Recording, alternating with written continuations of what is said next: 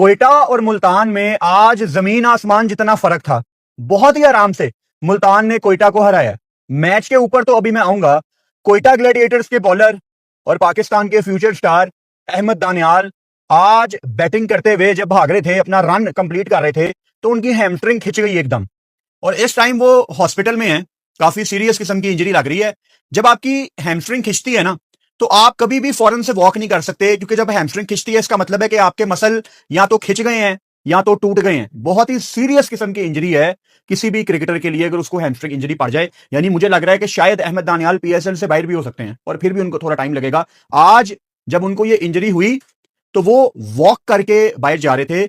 एक बंदे ने यहां से सहारा दिया हुआ है, एक बंदे ने यहां से सहारा दिया हुआ है, और वो बेचारा अहमद दानियाल दर्द से तड़प रहा था, लेकिन उसको वॉक करने पे मजबूर किया जा रहा था। उससे एक कदम भी नहीं उठाया जा रहा था। और उसके बाद फिर कोयटा ग्लैडिएटर के डगआउट से दो बंदे और आए और उसको उठा के बाहर ले गए। हमारे गली मोहल्ले में भी जब कोई टूर्नामेंट होता है ना, उसमें भी इतनी गंदी मैनेजमेंट नहीं होती जितनी पाकिस्तान सुपर लीग में है। ये जो आपने एम्बुलेंस खड़ी की होती है स्टेडियम के अंदर, उसके अंदर एक स्ट्रेचर होता है।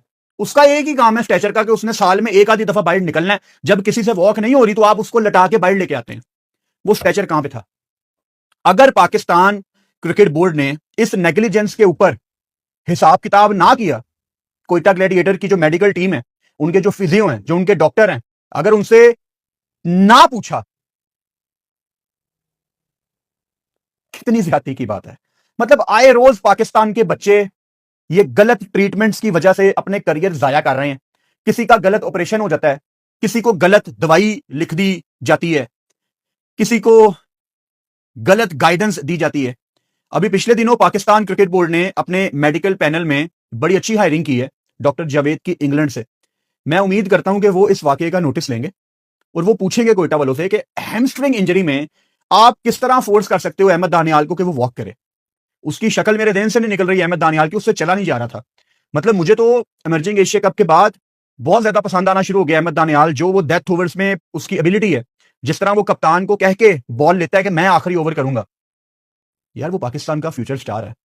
और अगर कोई क्रिकेटर पाकिस्तान का फ्यूचर स्टार नहीं है, अगर उसमें पोटेंशियल नहीं है और वो सिर्फ पाकिस्तान सुपर लीग खेल रहा है, वो भी ये ट्रीटमेंट डिजर्व करता है कि आप उसको प्रॉपर पैम्पर करें। तो शर्म आनी चाहिए कोयटा ग्लैडिएटर्स वालों को, उनके फिजियो को। आई डोंट नो उनका फिजियो कौन है, उनका डॉक्टर कौन है, या उनके कोच उस टाइम, मैनेजर, क्या काम है इन लोगों का? यही काम है ना कि वो ये चीजें देखें। बड़ी ज्यादती की आपने उसको, जो आप उसको चला के बाहर लेके गए हैं, और बाद में जब वो बाउंड्री रोप के पार पहुंचा है तो फिर उसको स्ट्रेचर पे लटा दिया बाहर जाने से पहले।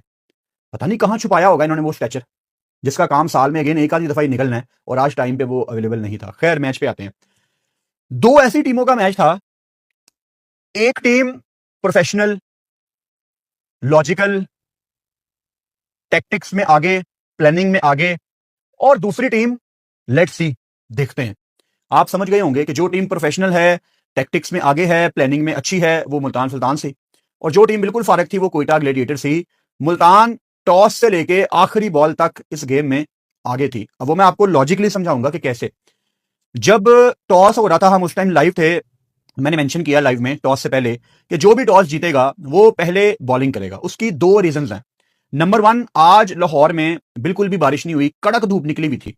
और जब दिन में कड़क धूप निकलती है और मगरिब के बाद एकदम टेम्परेचर अच्छा खासा गिरता है, तो चांसेस होते हैं ड्यू के, चांसेस होते हैं बॉल गीला हो जाता है। तो मुल्तान सुल्तान टॉस जीतती है और विद इन ए सेकेंड वो कहते हैं कि हम पहले बॉलिंग करेंगे। और वो हर लिहाज से अच्छा फैसला था, बिकॉज लाहौर में टेम्परेचर बहुत गिरा हुआ है, पिछले 2-3 दिनों से बारिश भी बहुत हुई है, तो आपको बड़ा मजा आता है उन कंडीशंस में विद द न्यू बॉल। लेकिन इस पिच में एटलीस्ट 200-210 रन मौजूद थे। It was the used pitch. PSL में इस पिच के ऊपर हमने 200 रन देखे हैं, तो 200 यहां पे होना था। अब कोयटा की तरफ से ओपन करते हैं ख्वाजा नाफे और शामिल हुसैन। ख्वाजा नाफे ने आज विकेट कीपिंग में भी एक पीछे से चौका करवाया है, और अब वो पाकिस्तान खेल चुके हैं। देखो, as a wicket keeper batting करते हुए आप जल्दी आउट हो गए हो तो चलो समझ आती है, लेकिन जो आपकी प्राइमरी जॉब है, अगर उसमें भी आप फंबल करोगे नाफे, वो भी इस एज में, तो वो भाई कभी भी काबिल कबूल नहीं है। और आज ख्वाजा नाफे 7 बॉलों पे 12, टूर्नामेंट में पहली दफा हुआ है कि मुल्तान सुल्तान ने स्पिनर्स के साथ शुरुआत की है। और सिर्फ यही नहीं, आज कोयटा ग्लैडिएटर का जो स्कोर है ना, वो 166 फॉर 7 है, जिसमें एक आपका रिटायर्ड आउट है, एक आपका रन आउट है। चलो रिटायर्ड आउट को साइड में रखते हैं, एक रन आउट है, अलजारी जोसेफ, और बाकी 6 के 6 स्पिनर्स ने आउट किए हैं। यानी जो मैंने आपको शुरू में बताया ना कि मुल्तान टैक्टिक्स में आगे थी, वो इस वजह से उनको बड़े जबरदस्त तरीके से ना इस पिच को उन्होंने पढ़ लिया था। उनको पता था कि इस पिच पे स्पिनर्स के लिए बहुत ज्यादा मदद मौजूद है।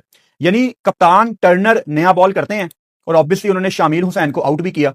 नया बॉल वो नवाज से शेयर करवाते हैं, नवाज ने भी ऊपर से ख्वाजा नाफे को चलता किया 1.2 बॉल्स पे। उसके बाद नीचे आप देखें फैसल अकरम ने भी ठीक बॉलिंग की, अरफात मिनहाज वाज एक्सेप्शनल, अभी अलग-अलग भी इन पे बात करूंगा। और उनके स्पिनर्स ने बहुत ज्यादा डोमिनेट किया और जब जब फास्ट बॉलर आ रहे थे रन्स बन रहे थे। अब ख्वाजा नाफे जैसा यंगस्टर अगर विकेट कीपिंग में भी फंबल कर रहा है और लाहौर जैसे विकेटों पे जहां पे 200 पिच रिपोर्ट में बताया जा रहा है, तो अफसोस ही होगा आपको। मतलब आप फरहान की बैटिंग देखिए, जिन पे अभी हम अलग से बात करेंगे। 2025 से लेके अब तक पूरी दुनिया में सबसे ज्यादा ऐसे ही पाकिस्तानी मज़ेदार वीडियो देखने के लिए चैनल को लाइक एंड सब्सक्राइब करें। धन्यवाद। छक्के हो गए हैं फरहान के 145। T20 ओवरऑल बात कर रहे हैं, इसमें इंटरनेशनल भी है और PSL वगैरह भी है, डोमेस्टिक भी है। मतलब उन्होंने अभिषेक शर्मा को भी पीछे छोड़ा हुआ है, जिनके मेरा ख्याल है कोई 136 है। ब्रेविस के 144 है। इस लिस्ट में निकोलस पूरन भी है, जिसके मेरा ख्याल है कोई 130 है। तो देखो तो कि कितने बड़े जिन भूत इस लिस्ट में भाई बैठे हुए हैं। तो ख्वाजा नाफे ने डिसअपॉइंट किया है। आज किसी किस्म का कोई एक्सक्यूज नहीं था, क्योंकि पहला ओवर उन्होंने बड़ा अच्छा निकाल लिया था, छक्का भी उन्होंने टर्नर को लगा दिया था। लेकिन हमारे बच्चे अगर पाकिस्तान सुपर लीग में नहीं कर पाएंगे ना, तो फिर अफसोस होगा, specially for a guy like Nafe, जो पाकिस्तान से भी पहले ऑलरेडी खेल चुके हैं।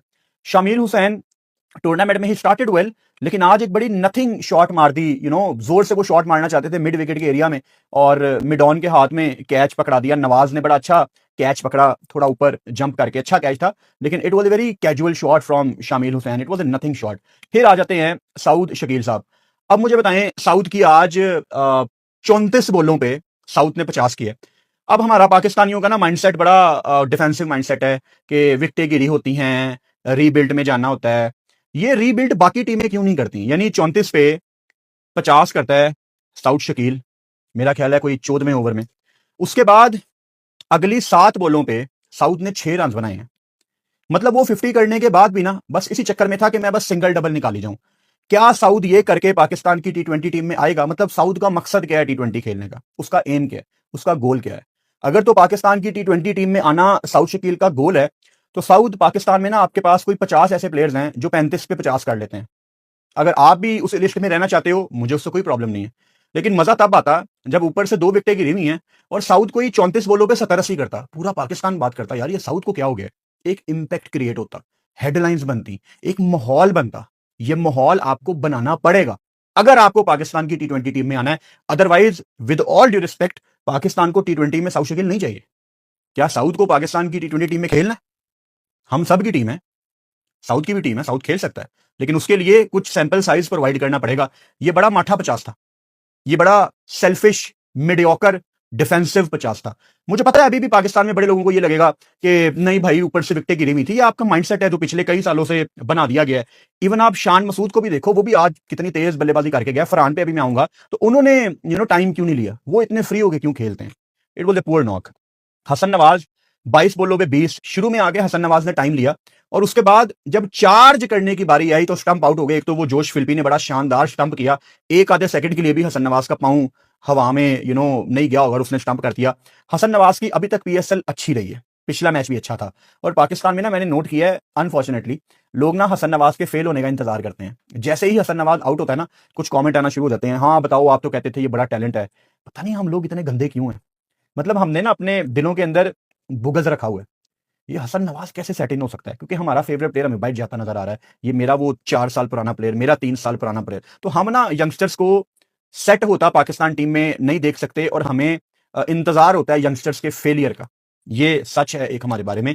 Having said that, Hasan Nawaz stump तो आउट हो गया, लेकिन उससे पहले भी 21 बॉलों पे 20, 22वीं बॉल पे आउट हुए हैं। बहुत ज्यादा टाइम ले लिया था हसन नवाज ने। हसन नवाज की गेम पता क्या है? हसन नवाज की T20 में गेम है कि उसने आके 4-5 बॉलें ले ली हैं।